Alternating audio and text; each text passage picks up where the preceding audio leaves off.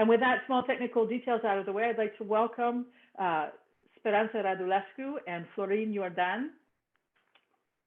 right here in our living rooms from Bucharest, to talk about their work as field work that they've conducted over these many years, the record label that they single-handedly or four-handedly founded with some of their other colleagues, and in particular the work that they've done with Jewish music in the Botoșani region, amongst other places. They've also done work with Jewish music in Ukraine and Maramuresh and other places, but Botoșani was the location of the most significant part of this repertoire that I feel like they've dealt with. I would, as a general proposition, encourage you to, if you haven't done so already, is to find Ethnophonie records. We'll make sure that we share the link to where you can purchase them after this session. The Ethnophonie record series, I think it's 25, 27. Go ahead and unmute yourself, Speranța. Florin and Speranța, please unmute yourself because I can't hear you now. Okay. How many records now? 30 records, 30 CDs. 30 CDs. These CDs cover traditional musics all across Romania, and there's this enormous variety of the different kinds of folkloric music there, and muzică lăutărească. We're going to talk about that as we go on. There's violin music, there's brass band music, and it's definitely worth your time to check all of these albums out. But without further ado, I would like to ask Speranța to tell us a little bit about one of the first bands that she works with in terms of muzică lăutărească, and that is this band from Clejani. So, Speranța, I'd like to invite you to tell us about the musicians from Clejani and why, and something that you mentioned to me about what stood out to you about the music that you heard from them when you first met them.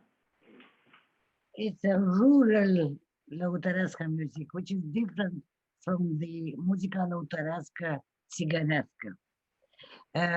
All musicians, popular musicians, could tell you that. It's an important difference.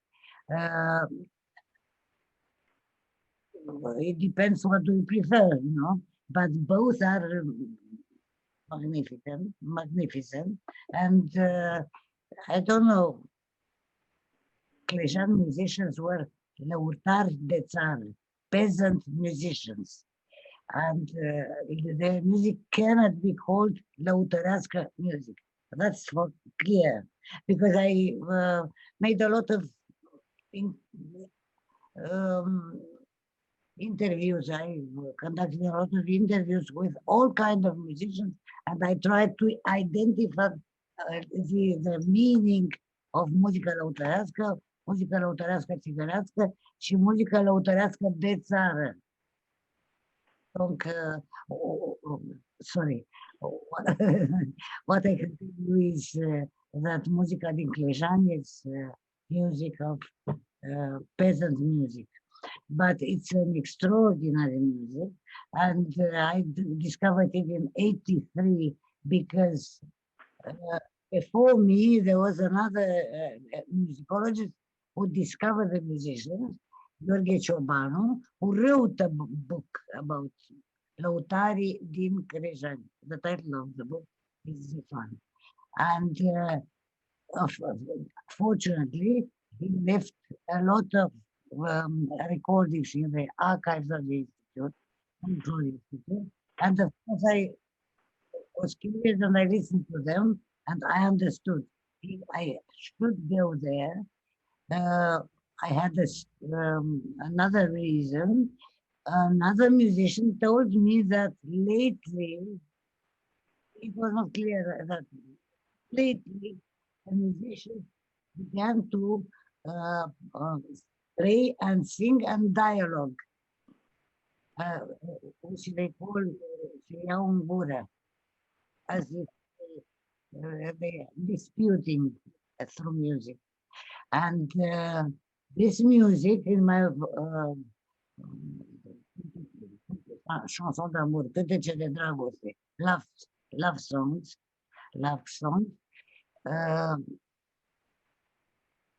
stemmed from another love song, Peasant. Sorry, I'm working in French now. Yeah, that's okay. I'm gonna take a pause for a moment just to say that draw the distinction between muzica lautarească țăranului, like music, lăutar music of the village versus lăutar music of the town or of the city. And this is a distinction between not all cities.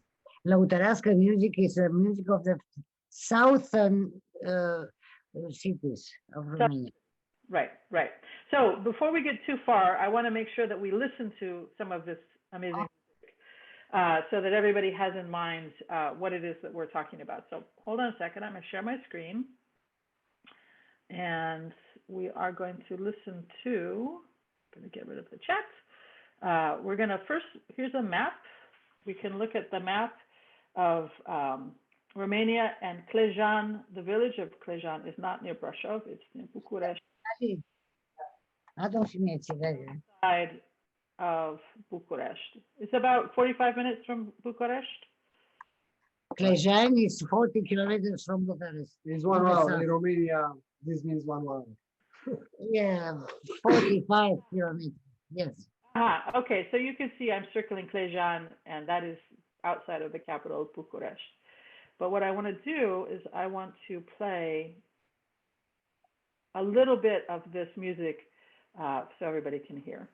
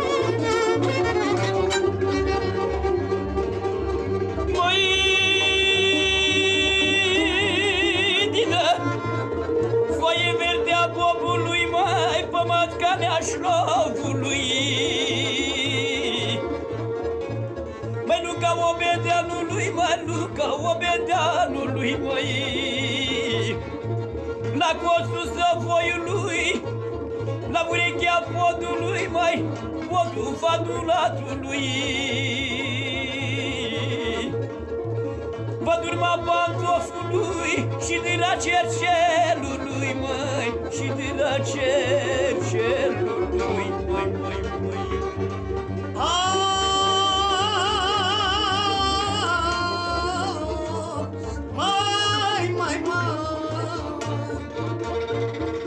Păi uite-i urma, uite-i și tămălitura unde mi-a trântit ochelari, unde mi-au stat cei culcați, mi-au răsărit doi pernalți, face niște perecoapte când mănânci le uiți pe toate, tot de dragoste.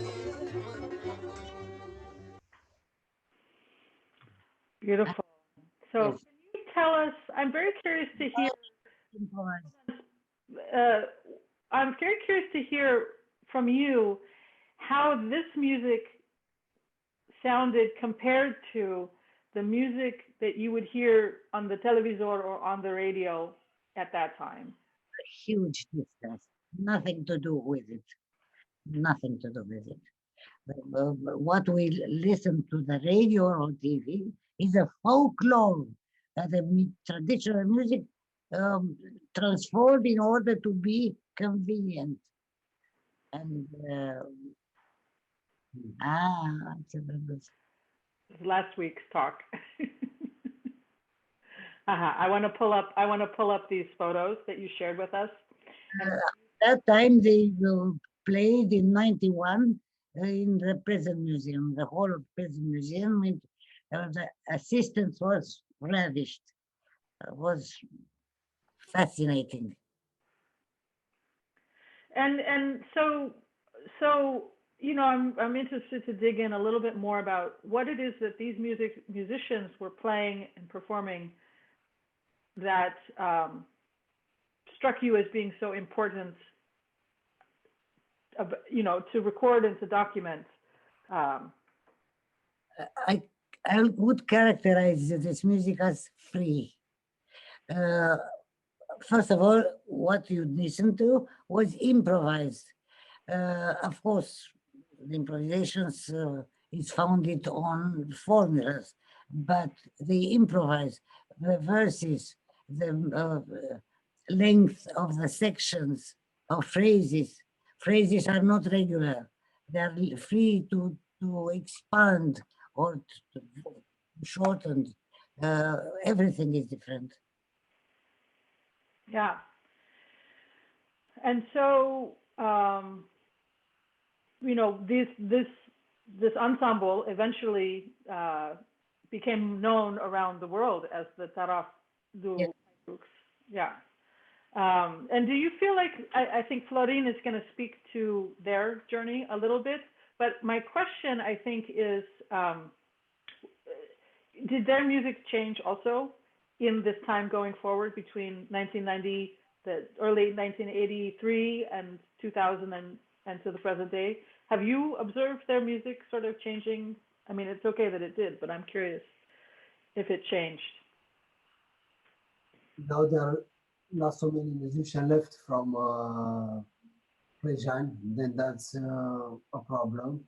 I think on the Romanian market now there are two groups that in a way revindicate from this village. One is led by a musician that left very quick, Taraf de Haidouks. It's called Ionita. From the beginning, he wanted something very modern, very new. They went to television and make everything like world music. Just now and then you feel this connection with the old music. For instance, you can have some melodies from the old repertoire that they are putting in close.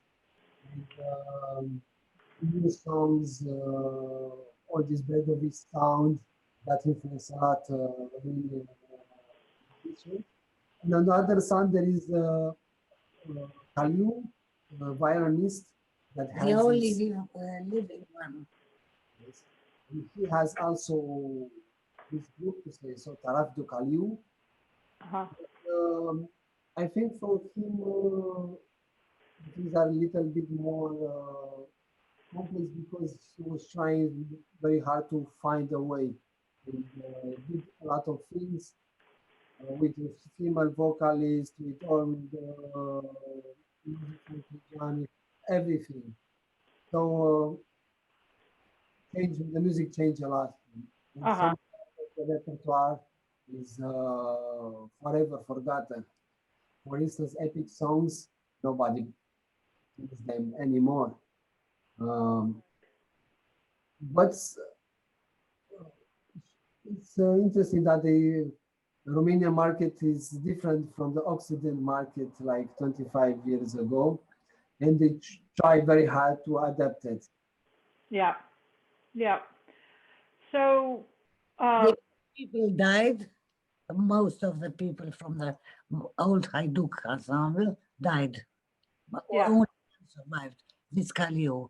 And with this old generation, the old music changed a lot. I'm gonna just hold up for the camera. I'm gonna stop the screen share temporarily and just hold up these two CDs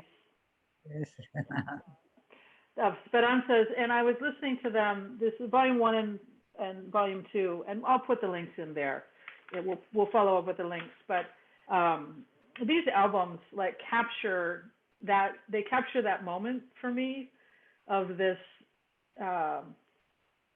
music. I remember listening to them on the cassettes, when they first came out, and they still speak of this freedom, I think, that you spoke about.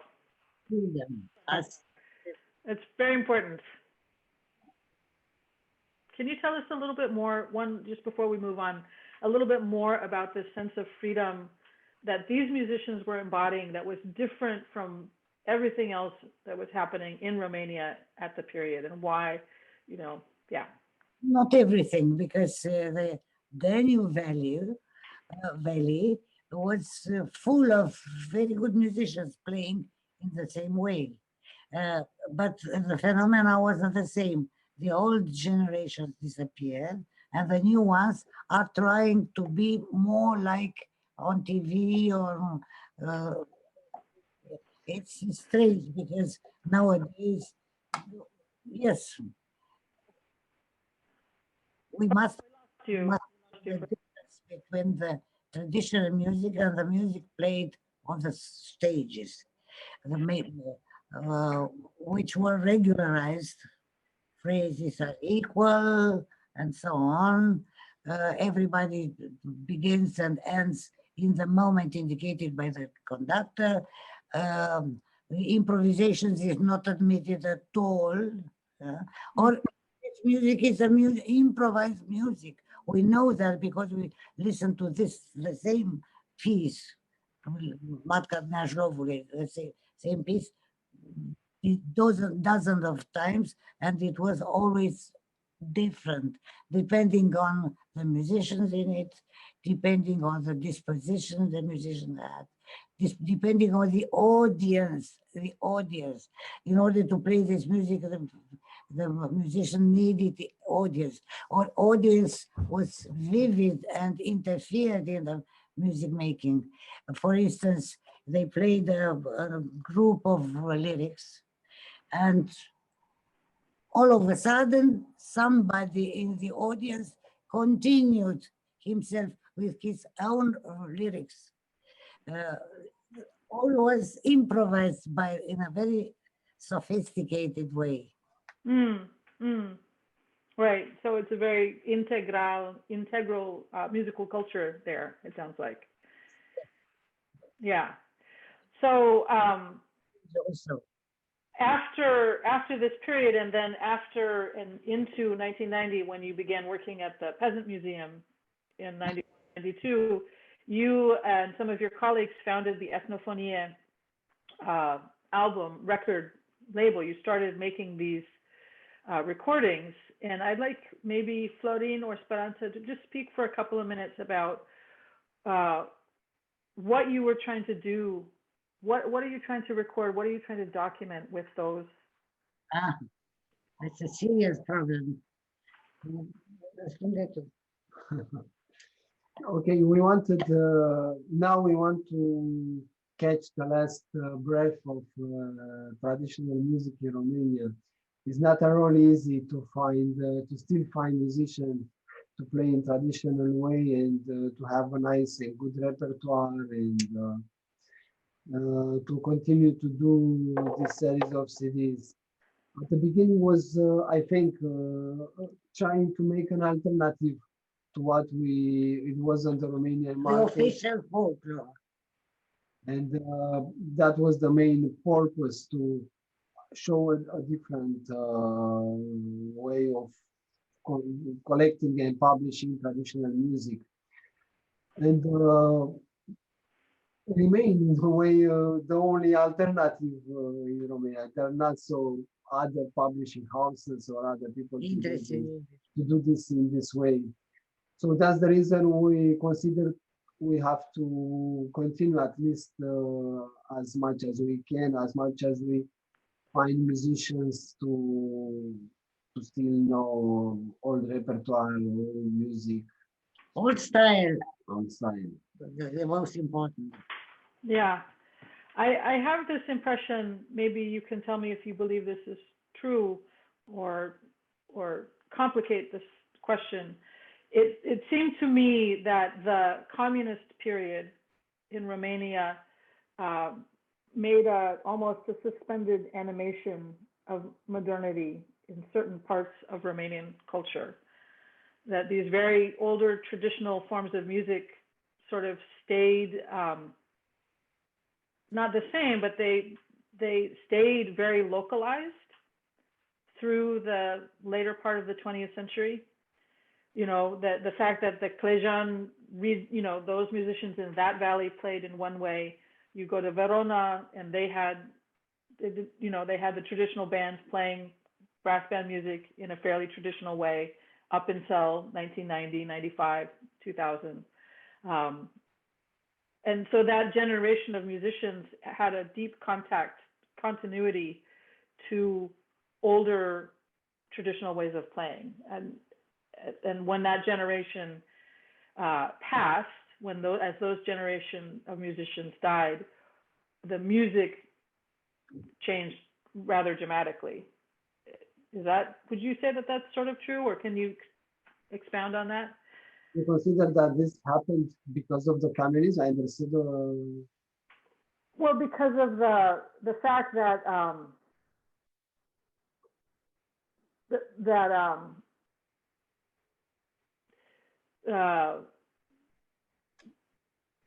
sort of the modernity of the West, sort of technology and, you know, access to different kinds of music on the radio. I mean, if all you had on the radio was, you know, whatever the state radio station was, you would not be able to listen to the Beatles and, you know, these things in your village so much. I mean, maybe that's an ignorant assumption on my part, and I'm very happy to let that be an assumption. But the problem is that communists try so hard to unify the music, folkloric music in Romania, to folklorize.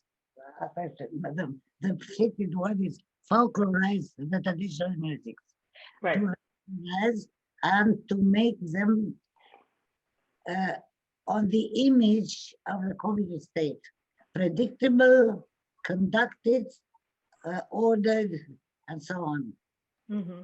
It's against what maybe this economic failure, to say so, contributes to people to remain in and to live in. Maybe this is what you want to tell. I'm not sure if this is the reason why Romania continue to have some distinct traditions. Mm-hmm. They started to change before the 90s. Yeah, sure. So then maybe Speranța, Florin, either one of you, like, so how did these bands that you did record, how did they retain their independence, I guess is my question. You know, Zece Prajin, Verona, you know, all of these places. These were ensembles in a place that sort of resisted the folklorization of their music. Would you agree with that? They resisted because they didn't want to become, I mean, they couldn't, first of all, to become official folklore interpreters. Hmm. When you wanted to be on the stage, you had to accommodate to the demands of the official folklorists. Regularize the music and transform it in this way, but they were confronted with their public, common, a bit normal public, with the people around them, and that's what this music survived, because there was a people who wanted to listen to it. Right. So if you had a wedding, you would have the local band come, or if you had a party or something like that, you would have the local band come and they would play your local music, right? Yes, the band, in principle, a band is playing especially the local music, but of course nowadays they are aspiring at more. They want to play from Banat region, even if they are from Moldavia. They want to listen from everywhere. This globalization of music has some consequences. I don't intend to name the of them. But for us, it's not a good idea. But people would do what they want to. Yes, absolutely. Yes, musical fashion is musical fashion. So thank you for that little discussion. I really could ask you questions about that forever. But I'd like to turn now, start to begin to talk about the music, this one particular recording, which is the festive music of the Jews of Botoșani.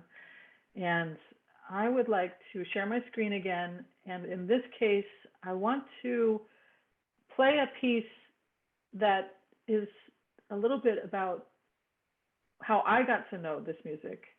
And that is, I was in Romania. I lived in Romania for a couple of years, from 1999 to 2001. And one day, my partner, John Demetric, brought home an album from the record store, or we picked it up somewhere, and we put it on, and we're listening, and we heard this tune.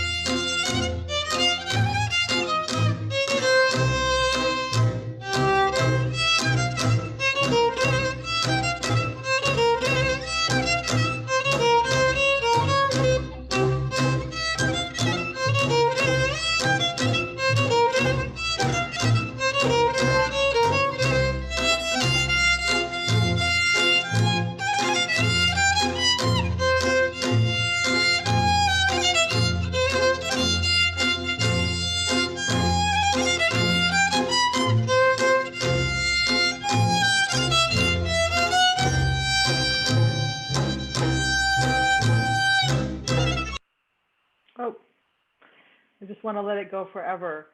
And so when John and I were first listening to this album, it struck us in a number of ways.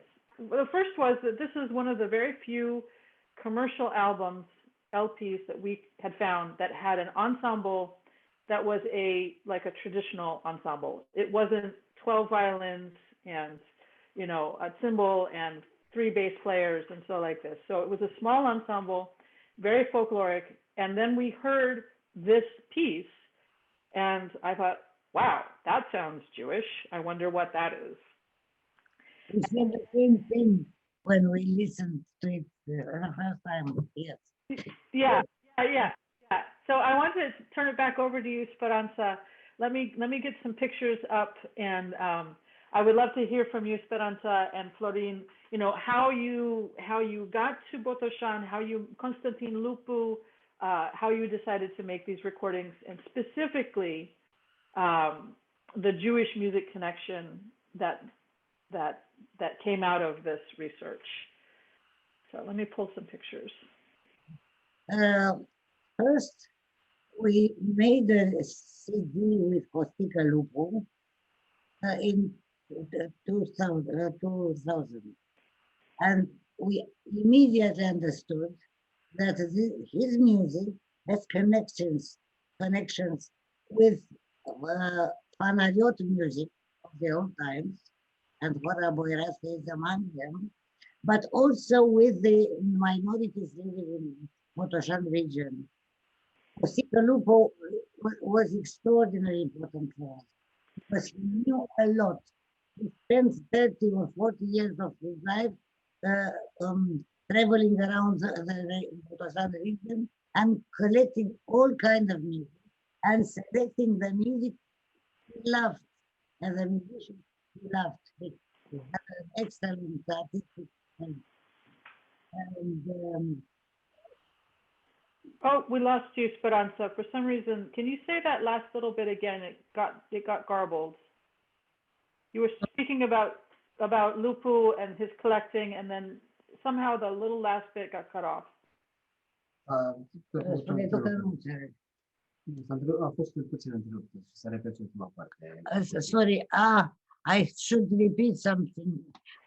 Constantin Lupu was excellent, and the only case we ever met of a musician who, with academic studies, who was a very good popular musician, and he completely gave up his academic formation and listened to all musicians. And there he met all the musicians, and he pushed us to see, to know them, and to collect music from them. But Constantin Lupu was extraordinarily important for us, and a big, huge interpreter. You see. Yeah, I see that you, because in fact, and in your series, in Ethnophonie, you have 2 albums with Constantin Lupu. One is the updated version of that original Datina Botoșani album. And all of these links and these album titles and everything I will put in a follow-up email so you can track them down. But you have one album on Ethnophonie, which is this Moldova de Sus, Musica de Moldova de Sus, which is Romanian music, specifically from that region, correct? Yes, yes. Music album, yeah. But we mentioned in the booklet that this Hora Boirească seems to be a Jewish flavor, even if in that moment we had no idea about Jewish music. We no idea. I exaggerate a bit, but So let's. I'm going to pause these for a second, and I wanted you. So you met Constantin Lupu. You started working with him, and so I wanted to ask you about this process of working with a minority music when the minority population is gone, which is to say, how you went about in a scientific way trying to discover Jewish music in this region that you could record then with these beautiful musicians. We made a plan. We put together all music we suspected to be Jewish or knowing they are Jewish. For instance, there was a cassette of Leon Schwartz. We had different sources. Shane Solo, another American interested in Jewish music. We put together all that, and we decided to go on the field and to speak with the musicians in order to see their reaction. Do they recognize this piece or not? Do they believe it's a Jewish piece or not? And we did that. This one was not the first, probably the last one. The people we spoke with were not only musicians, but also old people from the region who had chances to listen in their time the music played for the Jews. Yeah. And we, at that time, we found person from 75, 80, 85 years who did listen the music played for their neighbors, the Jewish people. But the musicians like this one from Avramen, he just played as a child for the Jews from the Seven shtetl. So he knew something. Bon. Pauza, moment. Just before we go on, sorry to interrupt you, Speranța. I wanted to play this Mindora Ciuvana from Saven first, so people can see your method. If you remember, you're playing the music and then asking some questions. So hold on one second, we'll play this clip. Erau foarte mult, sunt convinsă. Sunt la melodia 6. La rămas.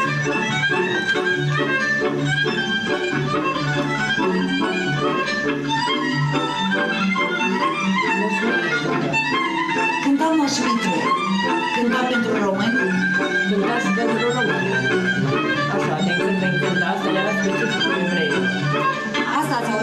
dumneavoastră cântată pentru evrei, da? Bun, excelent. And this way, we eliminated the pieces which were not recognized by any of our subjects, and remained with a corpus of around 60 pieces played for the Jews, but also some of them only for the Jews, but also for other people, because the first lady told us, yes, I heard this music played for the Jews, but it was played also for the Romanians. So this way we selected some pieces. The only pieces played only for Jews was the nuptial pieces, the marriage pieces. But the other one could be played by. We received also information that even today, 15 years ago, when all Jews disappeared from their towns, for instance, Miranca, there were Romanian people asking, play me this song, Jewish song, or play me this dance loved by the Jews. It's interesting because it was in 2005 or 7, and or 6, yeah, and Jews left in the 70s, most of them, the last of them, and the memory of their music resistance. We relied upon this possibility that the people still remind. That's how we constructed our corpus of and the person who knew most was Constantin Lupu, who made a lot of researches on all Botoșani towns. Mm-hmm. He was not necessarily interested if the piece was Jews or not Jews, but if he loved the piece, he adopted it into his repertoire. And later on, he reminded, yes, it seems to me that it's a Jewish piece. Yeah. It's a kind of approximation we've made, but not so much, because the only Jews who knew some literature pieces were those from Botoșani, even if they were a bit constipated in other aspects, but they knew the pieces played for the marriage ceremonies and so on. And this lăutar knew also. Yeah. Can you tell us about Peasant? I'd like to play this clip and this clip that we have cued here, and I would like to then ask you to tell us a little bit about this particular musician and his situation. You spoke about him a little bit before, but let's play the clip and then we'll talk about him.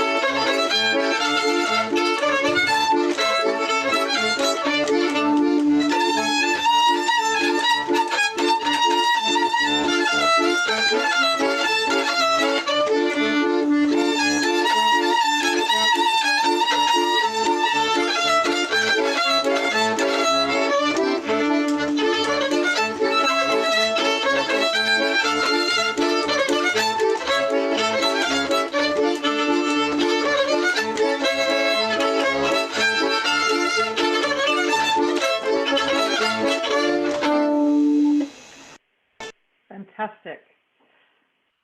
Well, I've been fascinated by this fellow named Peasant ever since that original Datina album, because that first piece, that I played is referred to on that album as Hora lui Perishan. And so in that video, now we have Perishan, I believe, right? So I'm wondering if you can tell us a little bit about him and his, and all of those and related questions.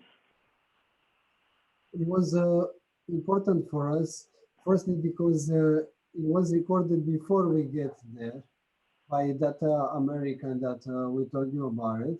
So we use a CD with his recordings to other musicians and people to tell all these things that they know about this music.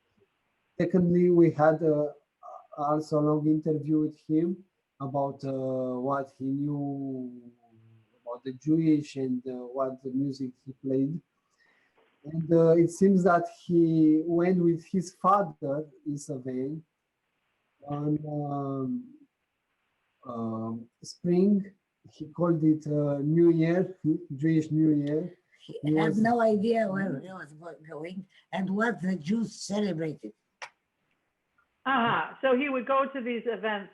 He would go to a petrecere, and he would observe. He might play, but he didn't know what was going on. Is that what you're saying? Yeah, yeah. In their head, it was the Jewish New Year. So he played with his father. They had a band with violin, second violin, bass, and flute, and play. Sometimes Jewish people sang something. They didn't know what they sing in Yiddish. And that was the connection with Jewish community from Saven. He wasn't a musician that normally played for Jewish parties or Jewish weddings. That was the occasion that in which he had contact with and played for Jewish community. Sometimes they were paid and invited to produce music for their parties. But some other times when they knew there was Jewish important events, they went alone to play for them as a kind of colindat, if you understand that, to make Someone. Yeah. Just to play. They play from house to house to house. They stay half an hour, drink something, play some melodies, get some payment, and went to the next house. And I have an idea. They probably didn't adopt the most pure Jewish style. They probably didn't play the most fitted music. But the Jews were never discontent. They always encouraged them and they paid them well because they were tolerant. In the region, there was an important tolerance. There were Polish, Ukrainians, Romanians, Jews.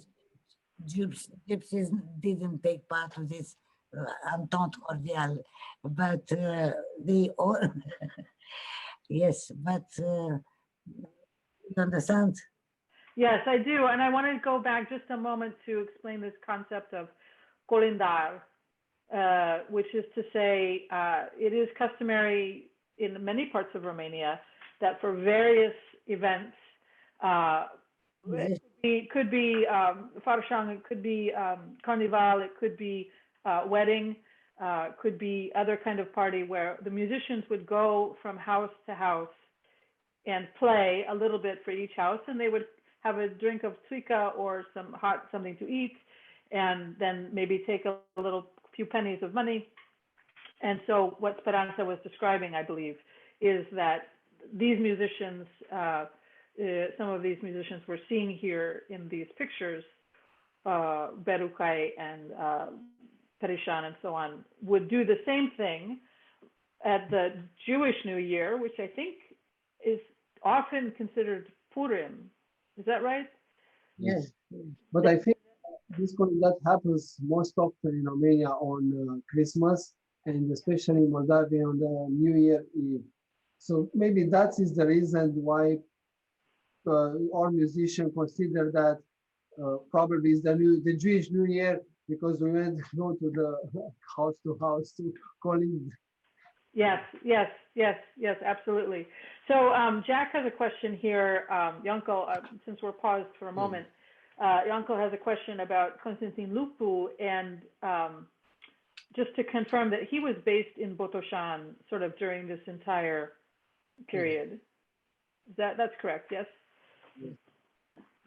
He was a folklorist who was, I think during this period, the name may have changed, but there's an organization there called the Centrul Județean pentru Conservarea și Promovarea Culturii Tradiționale Botoșani. So it was a sort of a state-sponsored cultural organization, and he was the chief there for many years.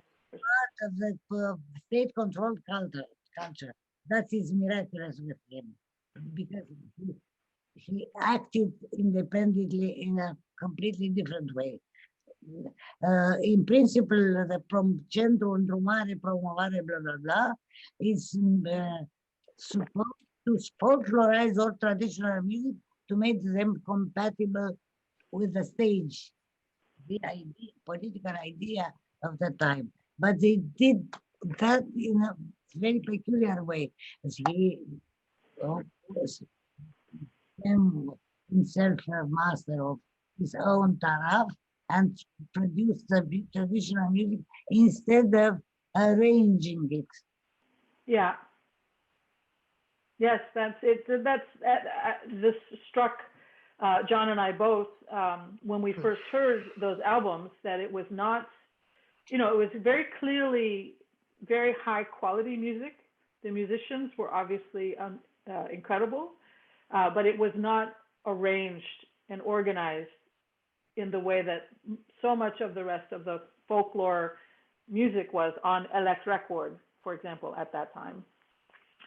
So I wanted to ask you about, some of these gentlemen we see here as Constantin. Actually, before we go there, sorry, I interrupt myself.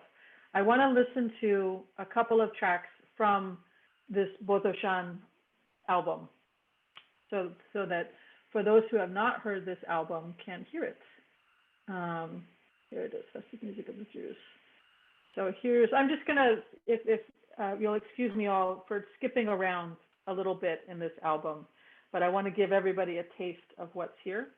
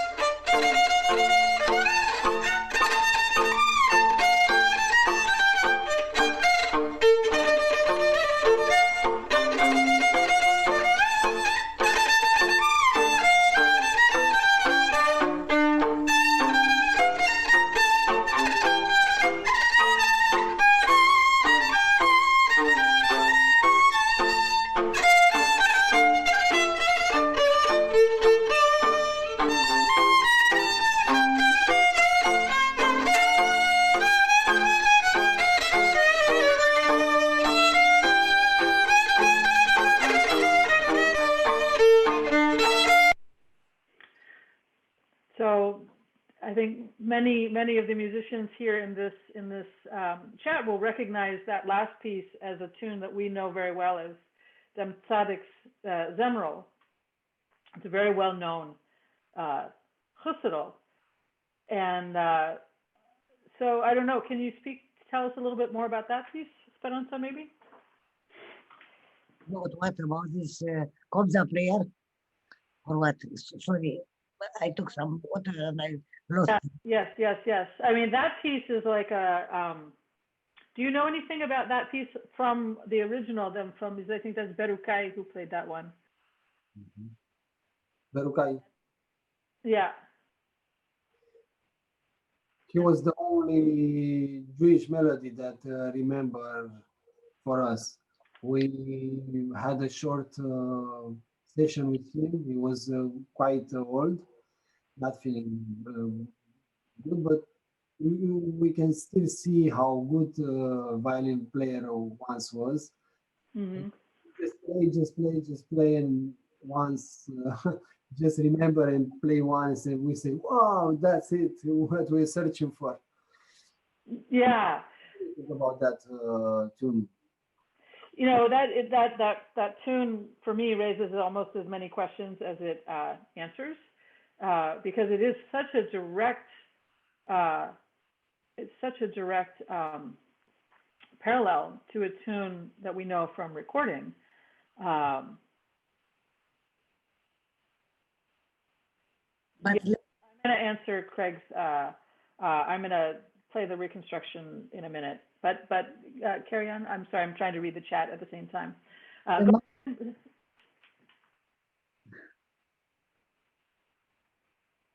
What were you going to say, Speranța? yes, the most interesting person we met in Botoșani region was not this one, from Milanka. Cosimo will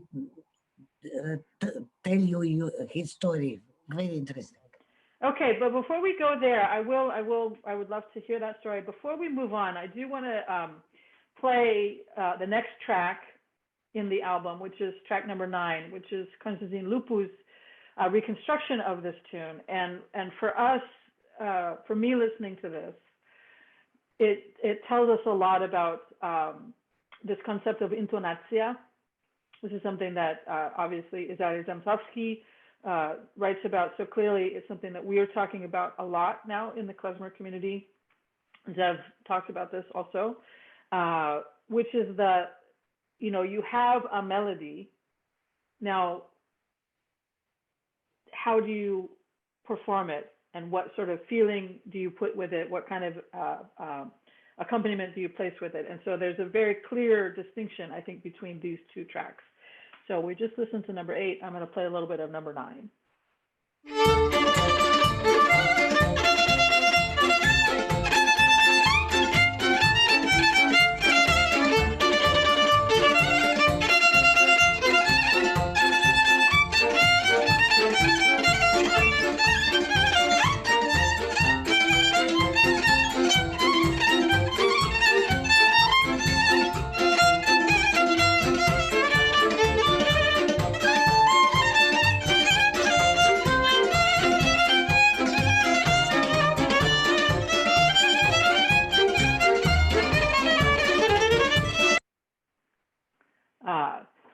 So the melody is there, but, because Constantin Lupu doesn't have this, and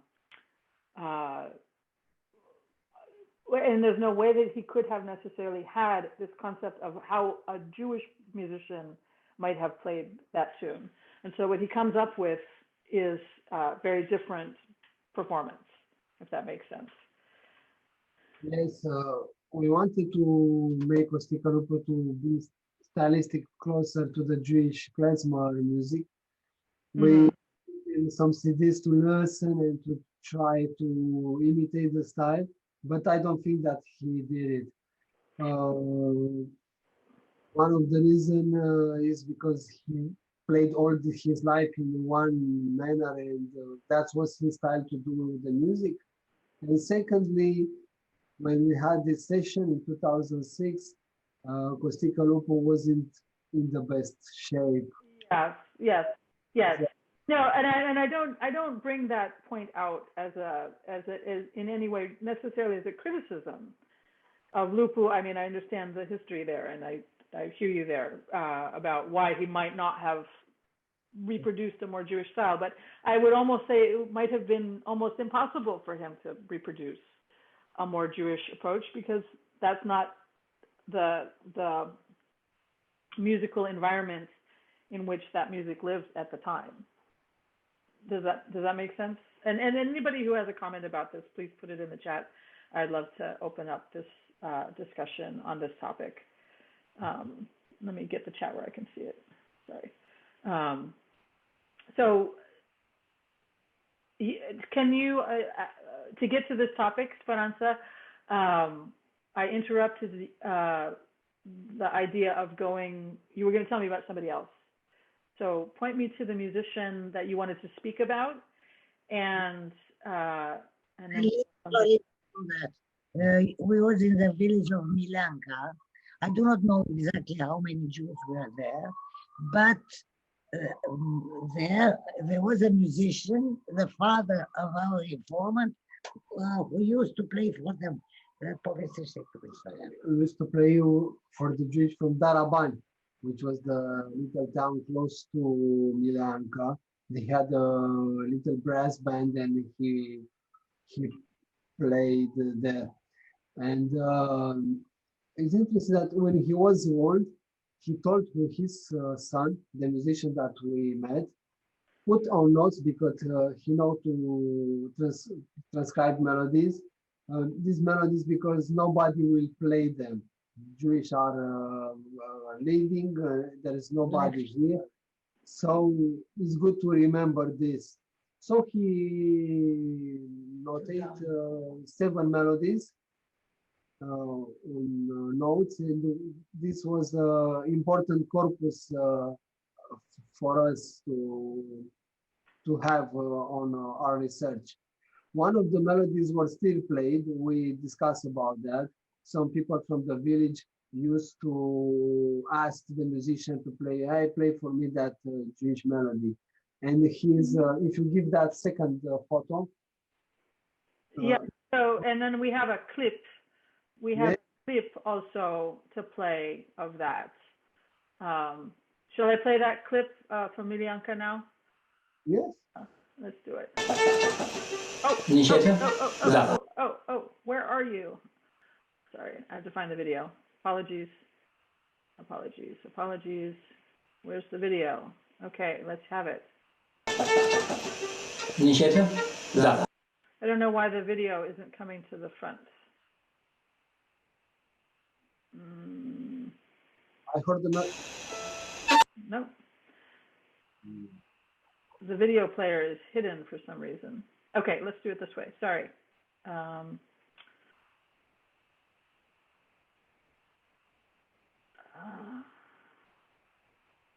Sorry, everybody's getting to see my desktop.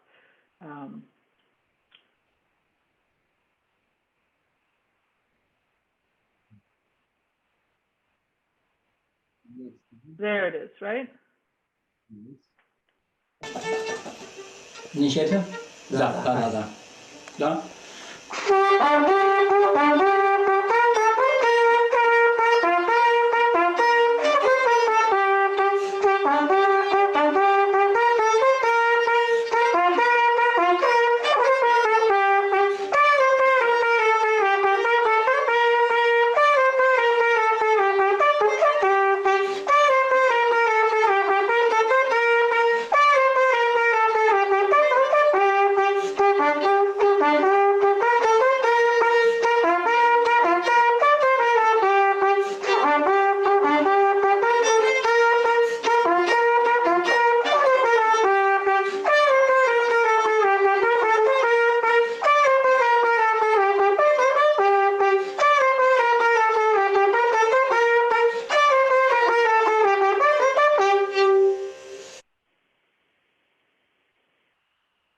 Great.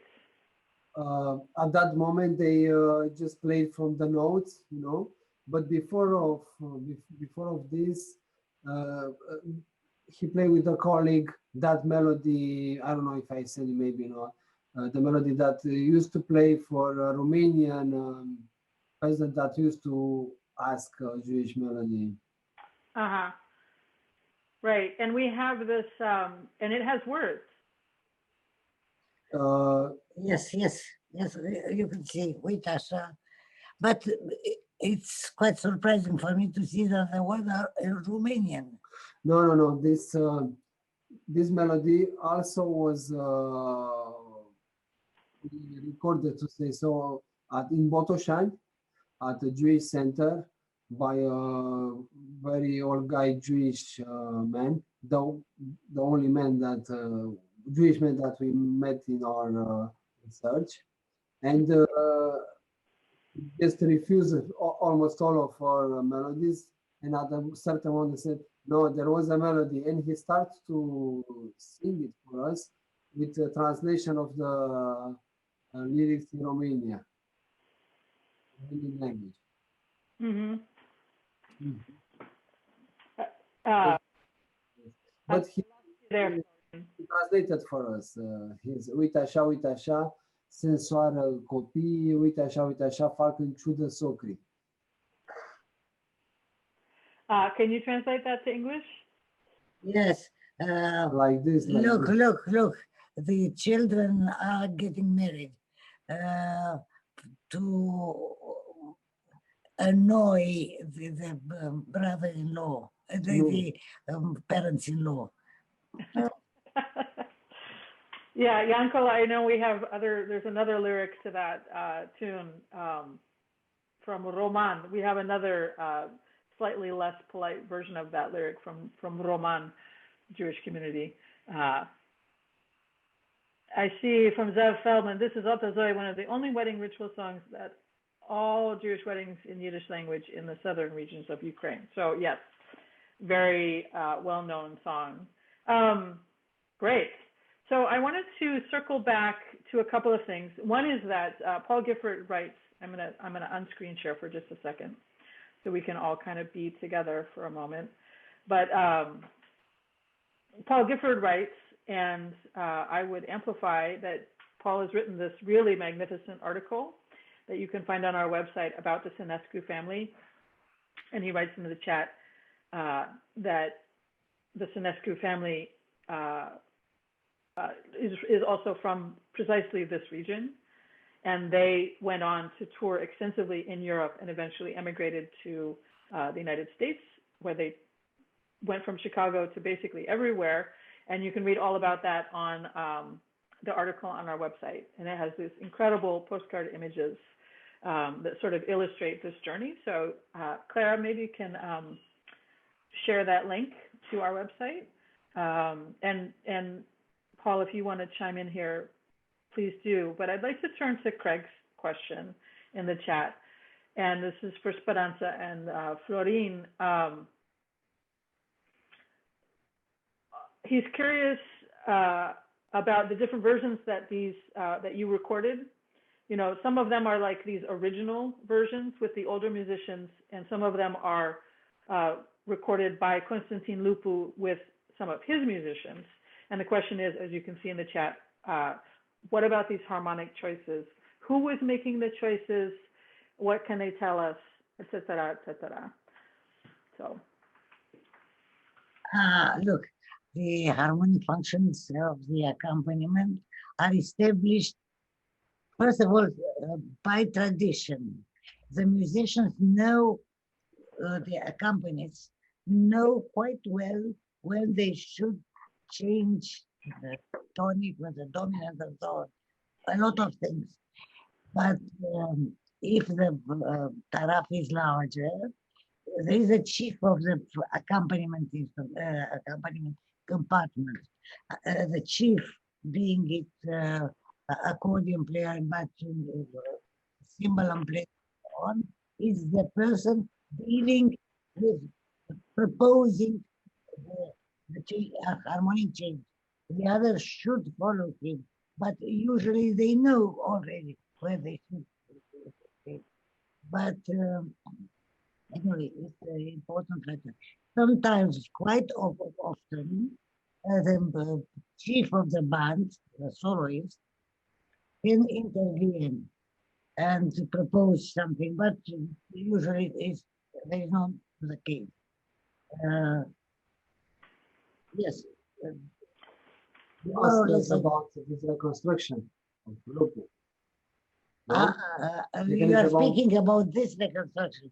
I spoke in general, but there must be the case here. We didn't notice the intervention of the Lupu. The musicians knew what to do.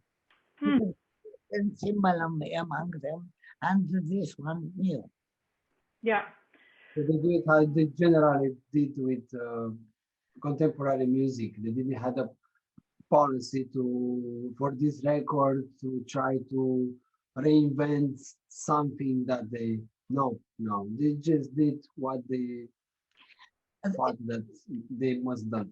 It's possible that one of the accompanists proposed himself a richer harmonic change. It's possible. It's not defended.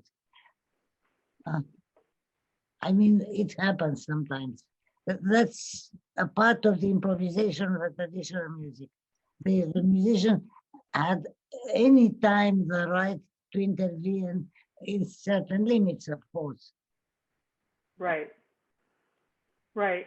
Craig, does that answer your question? And if it doesn't, I would like to invite you to unmute and maybe refine. I know we have,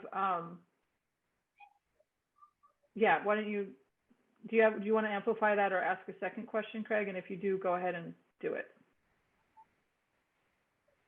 No, that's okay. I think that gets it. But so, right, and so there's two, so the old scratchy recordings are not Lupu. Those are the original field recordings, and then the more produced ones are Lupu playing his version of that?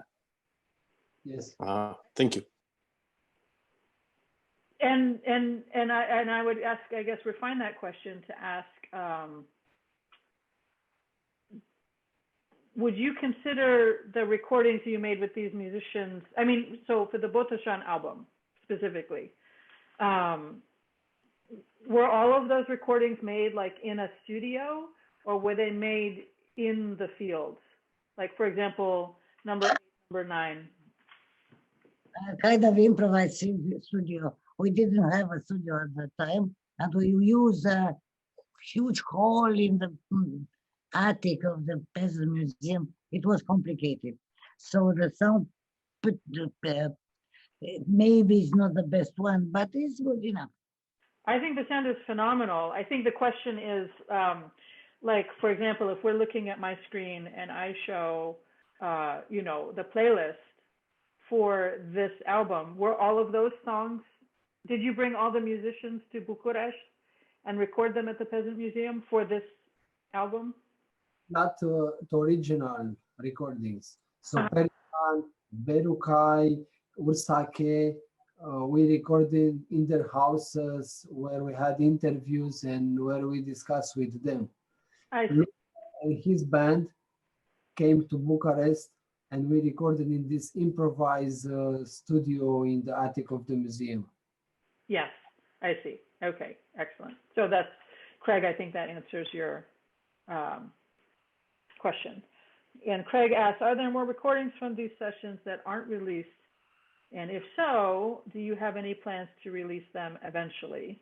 Or is there a way that they could be released in some, made accessible, I guess, to interested folks? Question for you, not to put you on the spot. We are thinking about producing a DVD and putting everything from this research. Interviews, the music that we record, article that we published with the Lupu reconstruction, just to put everything there. Because we have a lot of material on this. Specifically from this Botoșani area, I mean, I'm sure you have a lot of material from everywhere, but are you speaking specifically about Botoșani? Because, for instance, myself, I made quite often alone or with my husband some field researchers. I didn't have camera. Don't forget, camera was not very common in Romania up to a certain date. So, particularly, we were peculiarly attentive with this field research because we had very few ideas about what we are looking for exactly, what we should find. It's not the case of the other field investigations. So we haven't really, we are not sure about, usually we know when at our age, we know what we'll find in a region or in another. But this, it was quite new. And we wanted to be sure. We was very careful, cautious.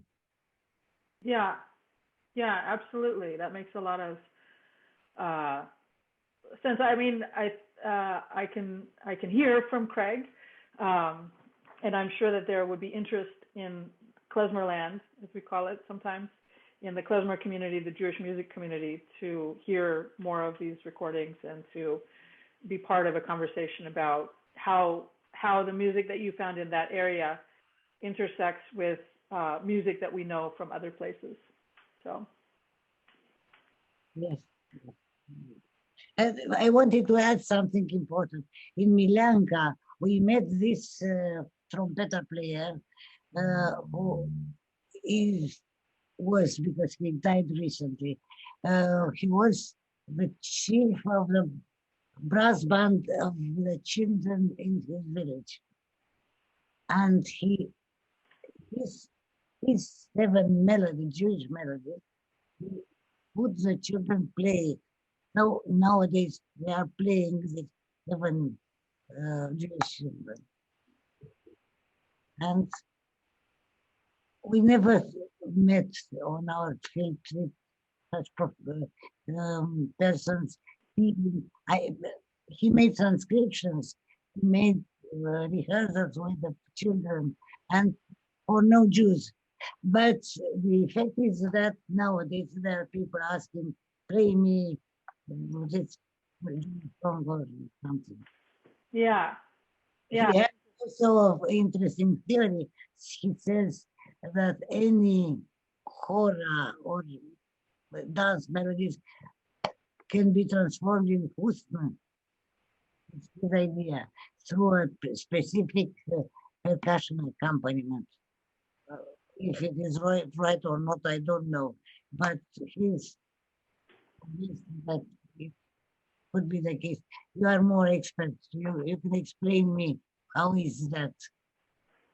Say that again, that any hora can be turned into a husnu? Not any, but hora can be transformed, turned into a husna, adding percussion, a peculiar percussion accompaniment. Interesting. Anybody have it? I do not understand because we didn't have a percussion instrument there. Mm-hmm. That's okay. We're going to bookmark that. We're going to bookmark that question, and we're going to talk about that in the future. I can say we're going to bring that up on the 20th. I'd like to consult with some people. I want to show. There's a couple of pictures here. I want to show these pictures that you sent to us and shared with us, and I want to get us back to the map so we can talk about the region a little bit before we close out. I would like to invite anybody who has further questions or comments or whatever to please put them in the comments here.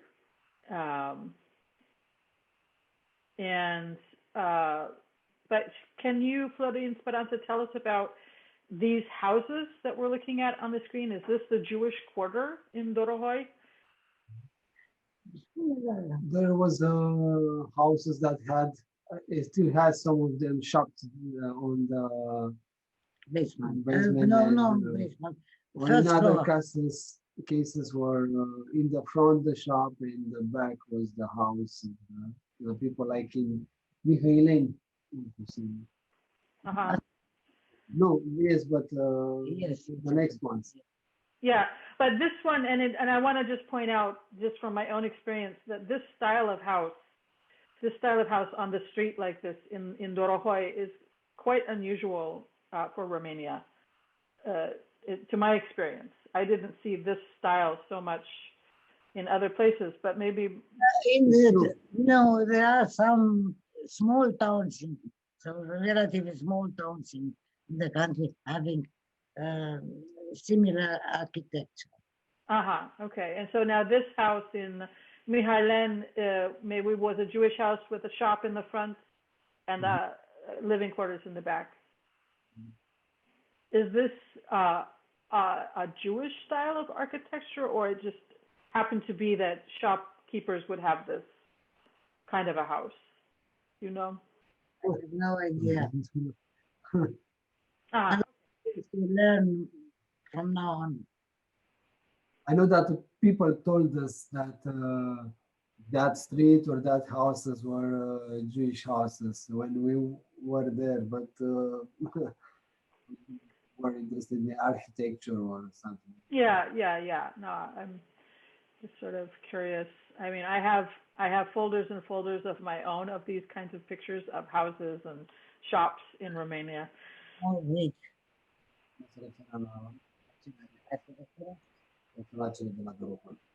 Păi da, dar știu, am dat seama.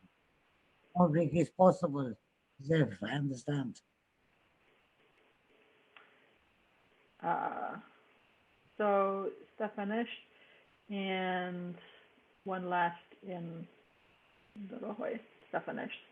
What I wanted to, what is the style Turkish Ottoman influence referring to the arches? I see. I would like to hear what they know. It's important on the subject, not exactly. Okay, great. I guess the question is back to this photo and some of the earlier photos of these arches. Here's another one. The question, I think, from Paul Gifford is there a Greek or Ottoman influence in these arches and this style? You can conjecture here. I don't dare to make suppositions. Okay, fair enough. Very good. What I want to do is switch to, I'm going to put these guys down for a moment. And this one was the only Jews we met in the 12th shtetl of visited. He was the son of a gypsy woman with a Jew who left the country and let him, but it was so, unfortunately, was a bad musician because we wanted to record him, but it was not possible. But imagine he's very fair hair and in a family was very black gypsy. Yeah, these are wonderful photographs, but I hear you. Sometimes the people you really want to be wonderful musicians just aren't. But we have a question here that maybe you can speak about that has to do with this exact question that has to do with this gentleman, which is, can you talk about Klezmorim living in gypsy neighborhoods to your knowledge in this region? You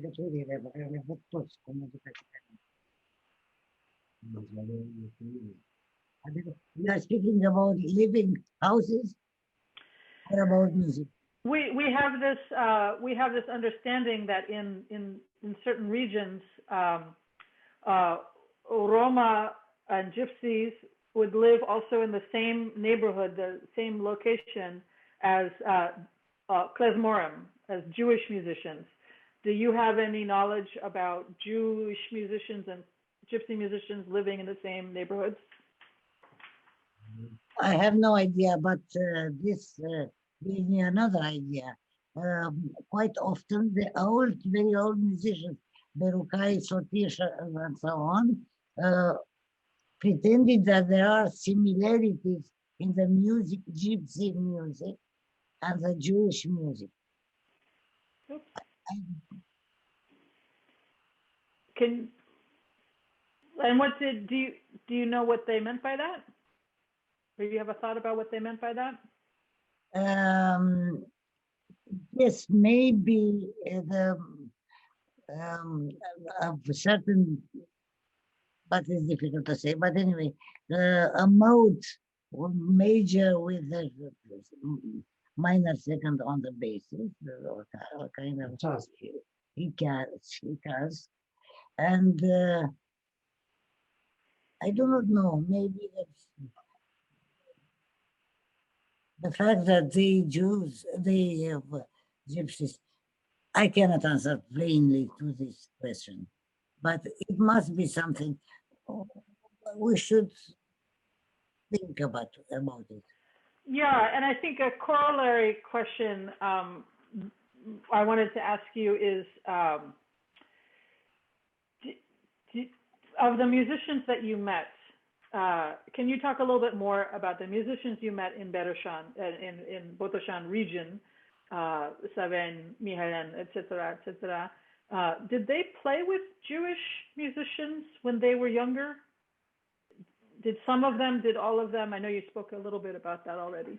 Nobody mentioned that, but do not forget Botoșani, the town of Botoșani would be the good place to meet such things, because in the small shtetl, there were small tarafs. Mm-hmm.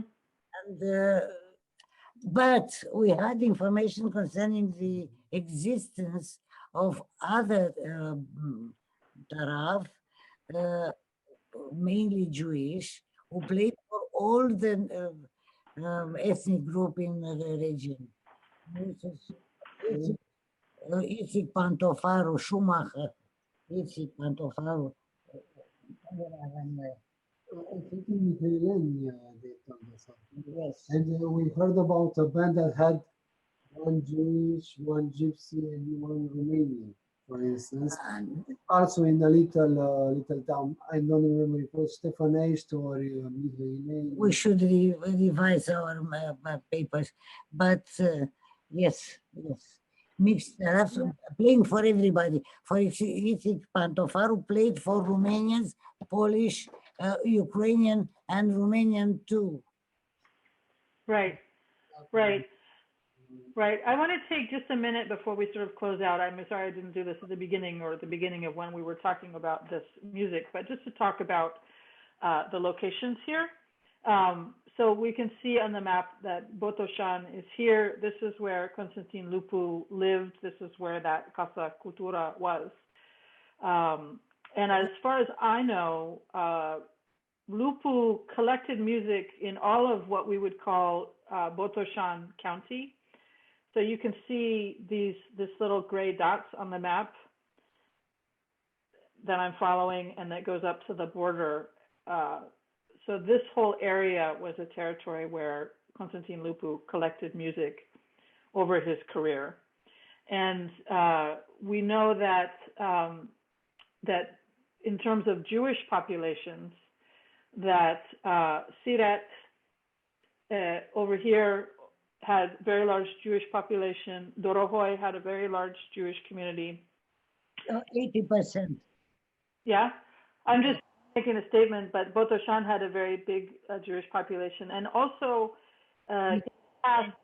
Stefanești had a very big Jewish population. Taraban in the extreme north also had Yes, but we didn't arrive at Taraban, but we know that. Right.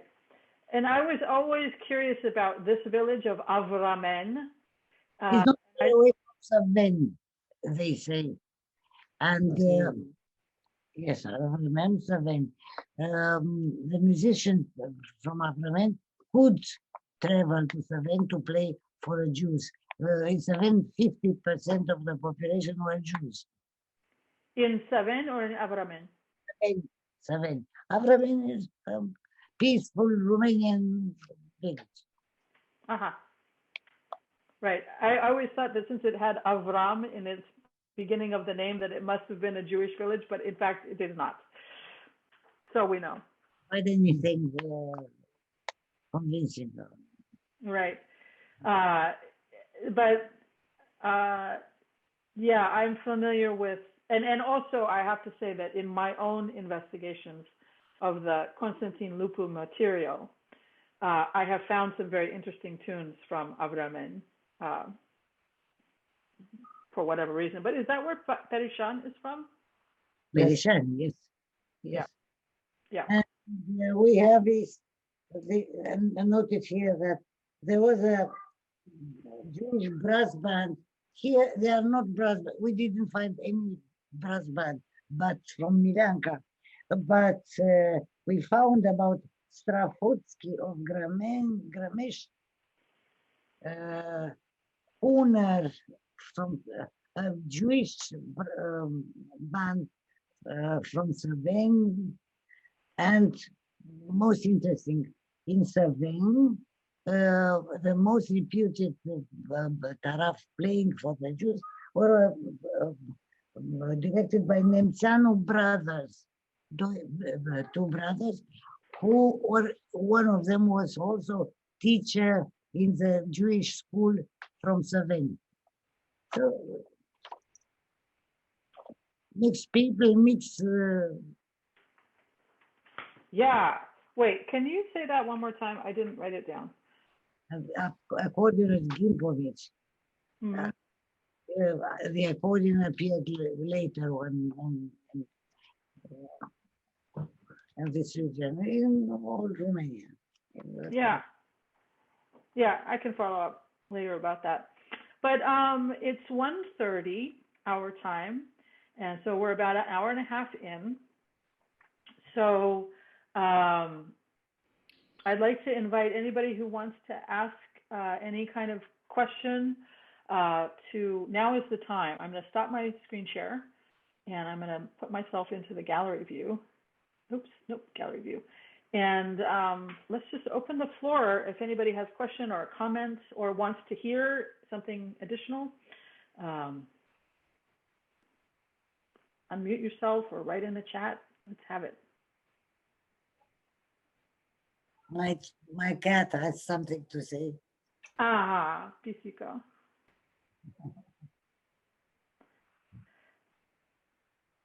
I mean,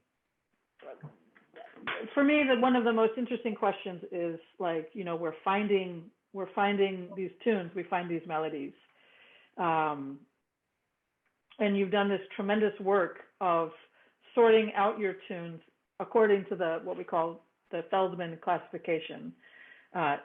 In your album, and the notes make quite clear that this set of tunes were part of a core Jewish repertoire that includes the nuptial, the wedding material.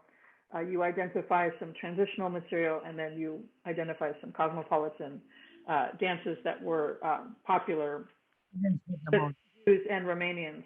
You know, and it's interesting. It's always been interesting to me in the Romanian Jewish musics that we identify that, in fact, some of this music doesn't sound very Jewish in its sort of modal construction. Some of it very much does, some of it doesn't. And for me, that is a location of interest. Yeah, but there are also, so the repertoire was mixed, but also musical peculiarity was shared. Yes, it seems to me it's normal. I noticed that in Transylvania too. A lot of dance melodies are Romanians, but also Hungarians, sometimes also Gypsy. So it's normal. People living together change music. Absolutely, absolutely, absolutely. And I think it makes a case. I think it makes for a case for us, sort of, who come from klezmer land, who come from having studied klezmer music from farther north, right, or from Moldova, what we call Republic of Moldova now, to kind of expand our universe of Jewish, to include this music that goes beyond some of these sort of classical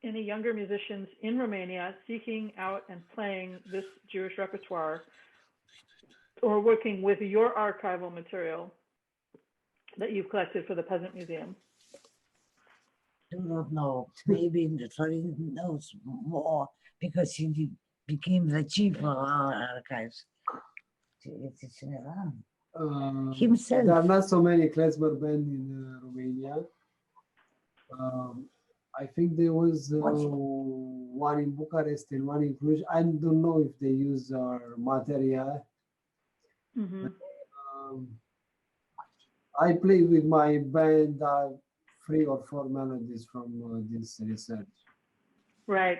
And I'm going to take this opportunity for a shameless plug, absolutely shameless plug for Florin's ensemble called Trei Parele.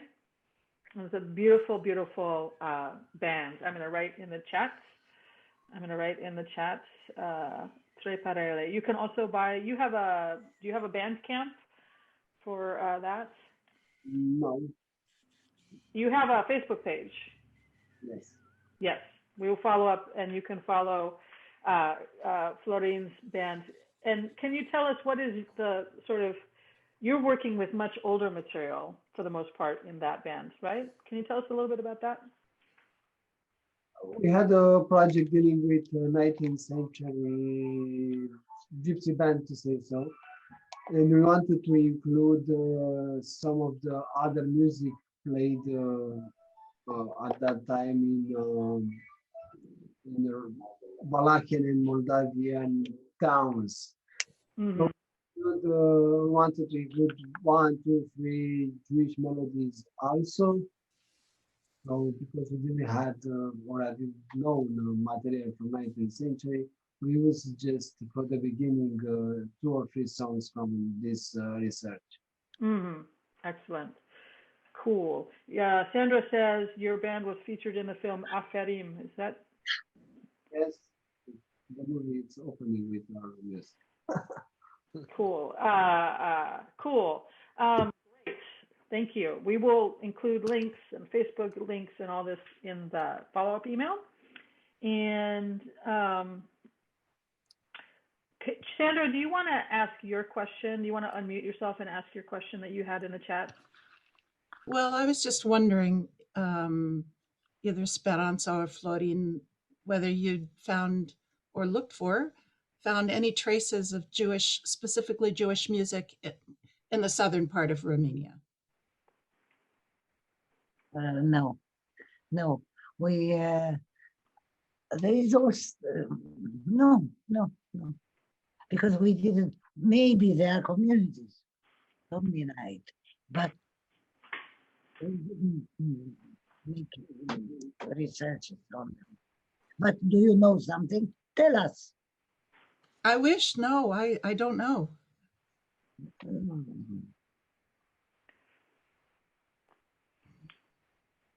I didn't spend any time in southern Romania, but I never, in my own looking through folklore collections, I never found any hint of anything that even remotely pricked up my klezmer ears in southern Romania. It just means that I didn't find it, or It seems that in the southern part of the country, the Jews were merchants and they are selling to the peasants different silk, not silk, well, different tissues and different articles. And it's like that they enter the memory of some musicians who used to say, they sell tissues. And in a certain epic song, now I'm not inventing, I'm trying to decipher the idea. There is some lyrics speaking about the Jews crossing the towns with their tissues, selling their tissues. maybe we would say fabrics or textiles, perhaps? I don't remind exactly it, but yes, there is something. But no information about, for example, traveling Jewish musicians in southern Romania? Certainly not. It's impossible to hear about them because we know quite a bit of southern Romania. No. What about Bucharest itself? We do not know.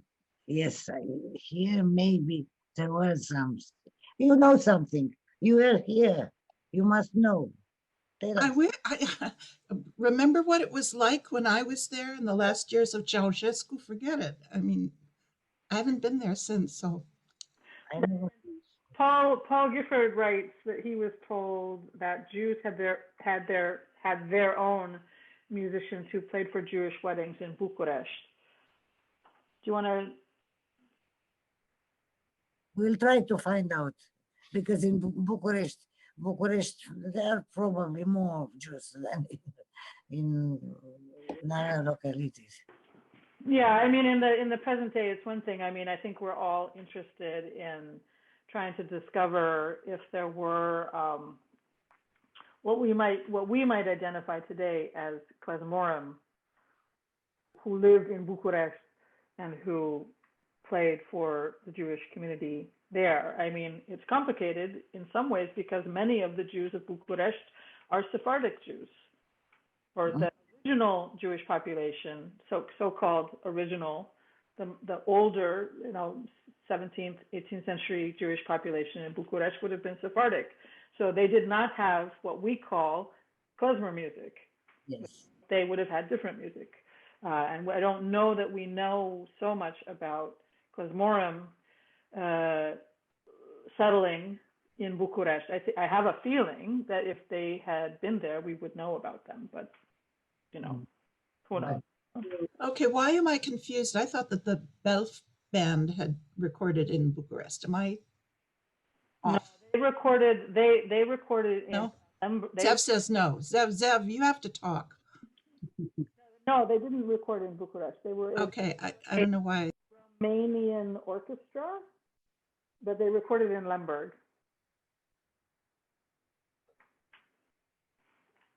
Go ahead, Zev. You got to unmute if you want to talk. Zev. Hey, there we go. Wait, we still can't hear you. We hear nothing. Can't hear me. The one who's done the real research is Jeff Wallach. Yeah. On Belf. They seem to be from Podolia. Yeah. By their style, I would think, from Ukrainian Podolia.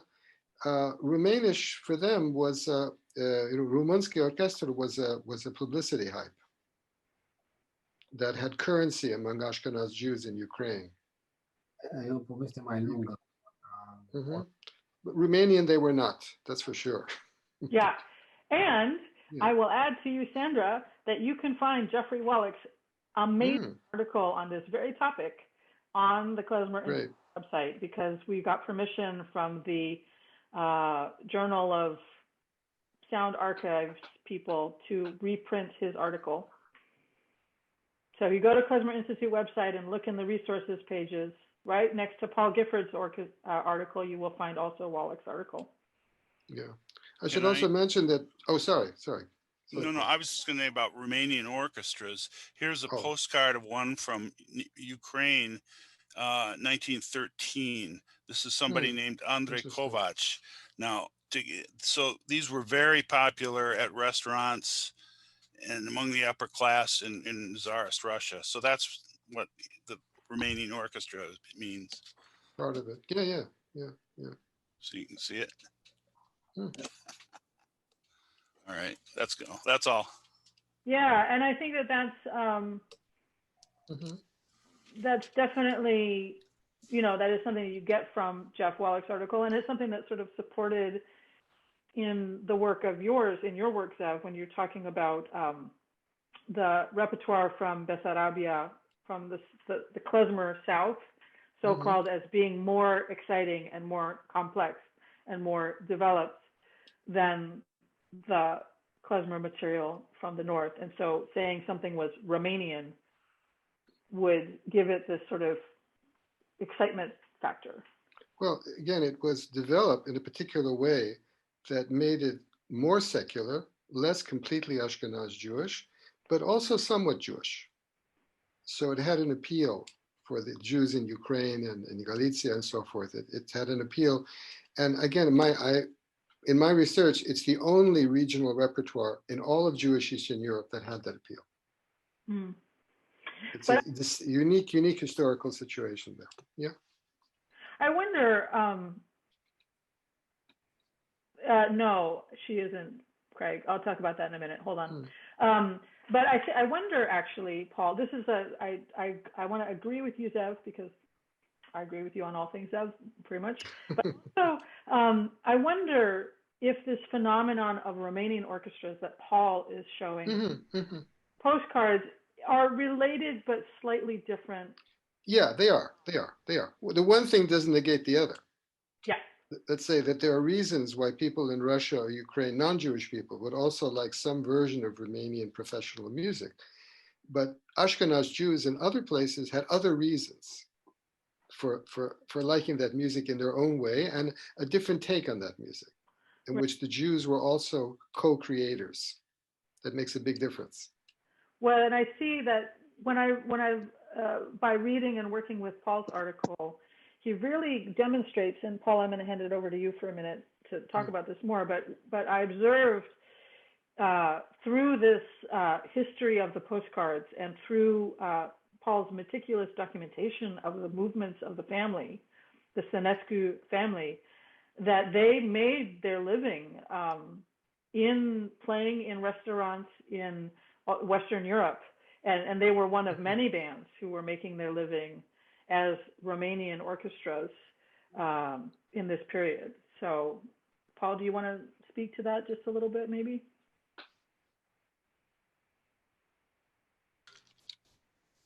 Well, what I've found, I mean, it seems like from about as early as 1880, there was a fashion, but it mostly picked up a little bit later, 1890s, and it relates somewhat to this 1889 World's Fair in Paris, where this Angelus Dinicu and they were successful in Padureanu, I think, and that's how the Stănescus came in, and they must have learned to play the muscal in Botoșani, not Bucharest. Originally, I thought it was probably Bucharest, but but the local lăutari were playing muscal, lebnai, and so they learned that, and at some point the sambal mic also entered musical, or the village musicians around the same time, and that's another issue, but they came obviously from the Jewish tradition, and so the sambal was started about 1880 among the Romanian or the Gypsy population, seems. But anyway, these Romanian orchestras were playing in Moscow and Kiev and recorded on Russian labels, and and I'm sort of collecting them at very expensive prices, but they played a lot of these had to be very true.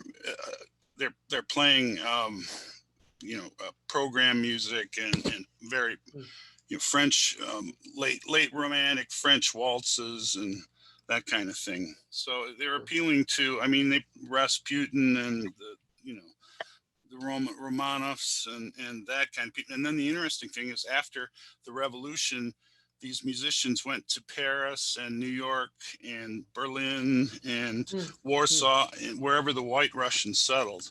So I can never make sense of these recordings and why these Romanian gypsy musicians were playing in Russian environments in that period. And now I understand, but where the Jewish aspect of that comes in, I don't know. But let me add something.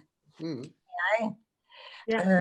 You mentioned the name of Angelus Dinicu, who is the supposed author of Ciocârlia. Mhm. Oh, Yeah, let me tell you that I think that this piece now is a part of national repertoire, national music, a kind of branch of the Romanian traditional music called national music.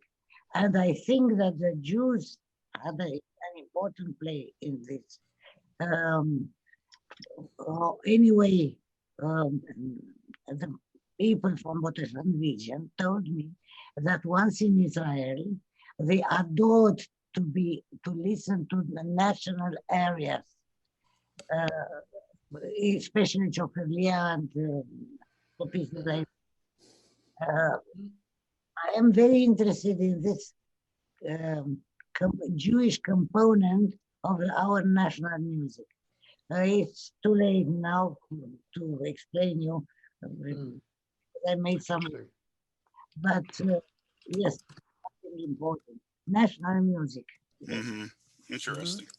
I think that's a whole nother conversation, but I want to show, you did share with us, Speranța, this great picture of this guy, the Ionescu guy. They're incredible pictures, sorry. Where are they? And you were speaking this morning about this connection of Ionescu precisely to this region around Botoșani, Daraban, Dorohoi, and how and your impression of how Ionescu and the musical national music of Romania and Jewish music ties all together. So maybe you can speak for 2 minutes about that and let us in on your thinking. Yeah, I have an idea. Once in my life, I was in Germany there.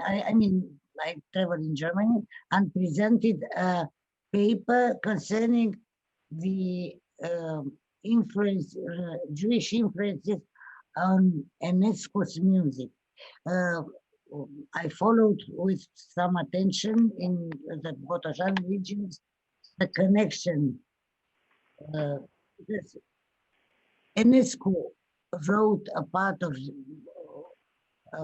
music as in Romanian style, popular style. So some of his works, Sonata Tria, Sandra, you can follow me.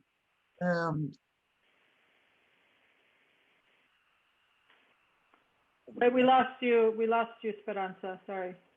Yes. Some of the Sonata Tria, third Sonata for piano, on which Ionescu wrote in national style, in the Romanian popular style, as important Jewish components. And in my paper, I presented some recordings, some of them dating from 1908 or something, a piece played by Sandra Lehmann on her record, which is, Sandra, you remind me, n'est-ce pas? Sorry. Care bucată? Which piece? Thank you for that's very flattering. But what? Yes, which piece? Something similar to some fragments of third sonata for piano and violin by George Ionescu. And I didn't pretend, but I supposed that there was some Jewish influence in the music called by George Ionescu in character popular Românesc, in Romanian character. Of course, people in Germany, there were some Romanians, some Germans. Germans didn't know very well the music Ionescu, but the Romanians were very offended. Yeah, it was a kind of mini scandal because they couldn't accept the idea that the music of our national huge composer was contains some Jewish influences, but I didn't believe that, and I had one of the pieces is one played by you, the I cannot remind the name of this piece. Why are you laughing? Yeah. Because it resembles very much with the second part of the third sonata for piano and violin for George Enescu. Very much. And for some Romanian, very nationalistic and so on, it's difficult to accept this idea. But I keep thinking that I was right. Sandra, do you remind, did you ever play the third sonata? I studied it while I was in Bucharest with Petre Lefterescu. Yeah. The second part. Yes, I'm just wondering, are you referring to Hora Cadin Caval by any chance? Maybe, or I don't know which piece, which tune. Oops, I'm losing my earplugs here. It doesn't matter. It was only an idea, but of course, the fact that I had such an important opposition let me abandon this small road, but I still believe in it. Yeah. Also, because I think that the Jewish had a part, I do not know how important, in our so-called national music, which was a kind of salon music, music traditional, embellished for the people more elevated. And because they had an important part in it, I think that it's something I will follow.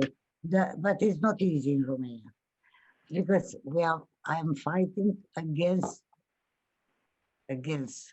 the huge Romanian composer George Enescu, which I appreciate very much. But forget it. It's a part of my scientific adventures. Yes. I'm interested to investigate this question in a slightly parallel way with the Vulpian collection, the 1001 Hore Național de România from the archives. But that's a question for another day. We have a couple more questions, and then it really is time. We have to shut this. We have to end our beautiful meeting. Craig Udelman asked earlier about the field recordings from Maramureș with Stângal, and I believe that was recorded by Eugenia Cernea. Speranța didn't make those recordings. Do you know the recording, the recordings I'm talking about, Speranța? No, but once in Maramureș, I recorded the music played by a gypsy for the Jews from Sighetul Marmației. Yeah. The exact name, Kovac. same Kovac, yes. Right, but they're all named Kovac. No, Kovac is a very common name among the. That might have been George Kovac. No. Right. I don't think that that recording is with that one. I think it's different. Okay, the other George Kovac. But there's yeah. It's common because it means for Working with metal. Working with metal. So the gypsy musicians had in their the ascendants of some of the gypsy musicians were workers in metal. There is a name for that. But the recording that Craig is referring to was not recorded by Harry Browner. It was recorded by Eugenia Cernea, I believe, in 1970. It was 1970, and they're at the Băiloiu archives. Is where that comes from.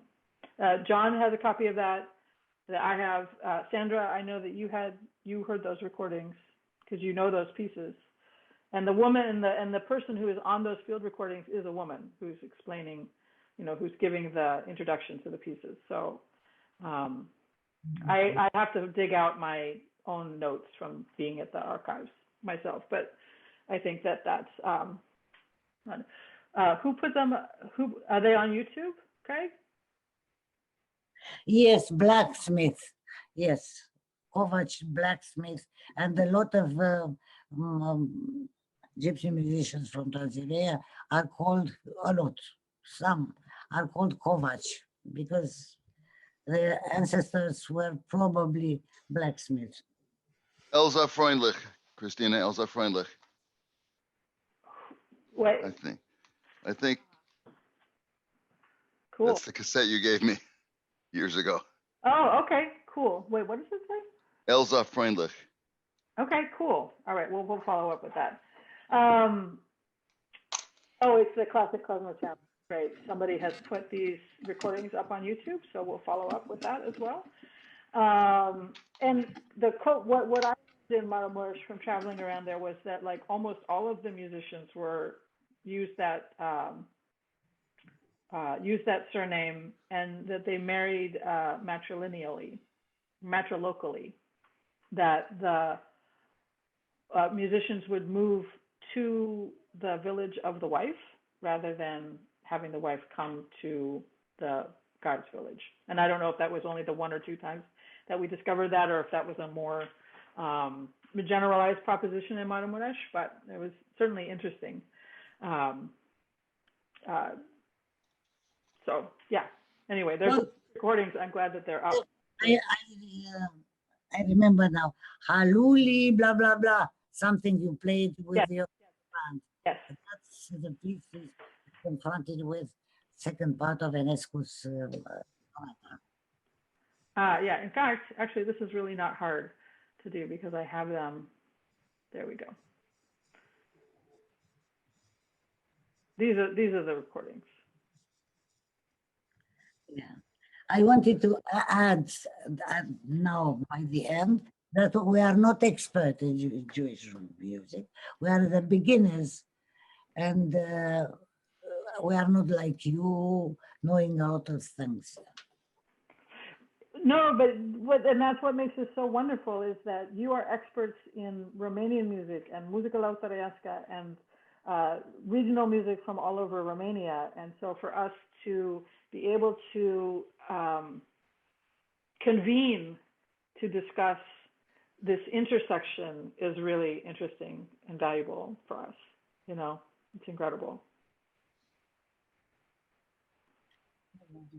One little tidbit, if I'm not going too far afield, is that the name, when I was in Greece, I hung out with the brother of Tassos Chalkias, who was a very famous clarinetist from Epirus, and his brother's name was Kyriakos Chalkias, and Chalkias also means smith in Greek. Now, Kyriakos claimed there was no gypsy blood in his family, very interesting. Anyway, I just thought I'd slip that in. Fantastic. I guess as a closing piece, I'll play just a little tiny bit from this music from Maramuresh. Obicei de nuntă evreiască, cântecul miresii, litera F.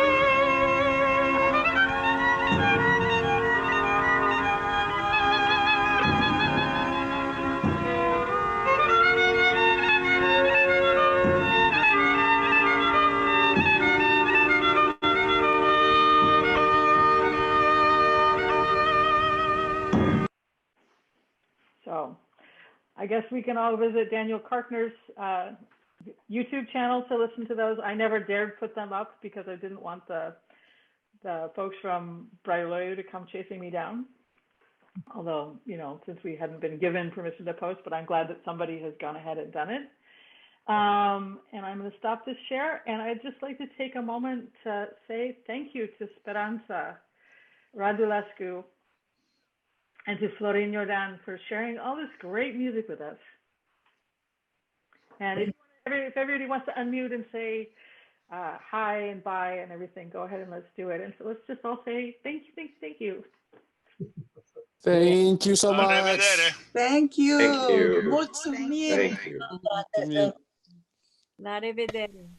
Thanks a lot. Got it. Mwah. All right, so thanks again to Speranța for sharing all of this beautiful information, sharing your private photos, sharing your videos, and all of your knowledge about these places. It was a pleasure. Pleasure was mine and ours.